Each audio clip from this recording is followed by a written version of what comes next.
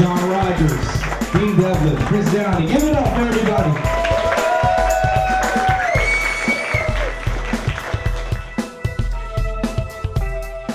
John and I had been doing a series of movies for TNT called The Librarian with Noah Wiley.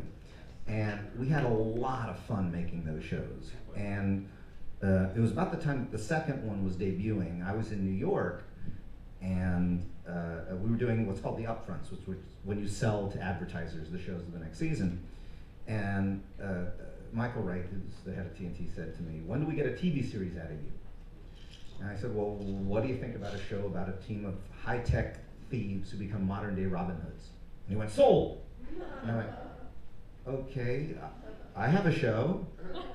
And I called John. This is, by the way, typical Dean. It's like, I have a show, I don't have a show! By the way, this never happens. But the irony was, at that exact same moment, John and Chris and I were drinking in my garage, which is nowhere near as pathetic as it sounds. It's a nice garage.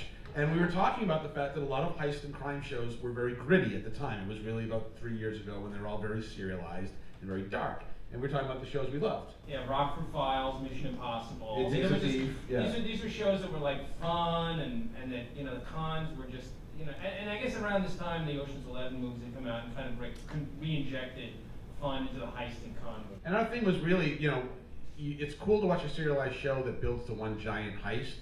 But end of day, when you're watching a heist or con show, what you want is the candy. What you want is how they did it every week. And you want the reward. And so we said, why don't we try to do that? And literally, by coincidence, Dean and I had lunch that week. And Dean's like, "God, I sold a show to TNT, but I don't have a show. It's a high-tech Robin Hood thing." And I'm literally about to go, "I have an idea for a show with Chris."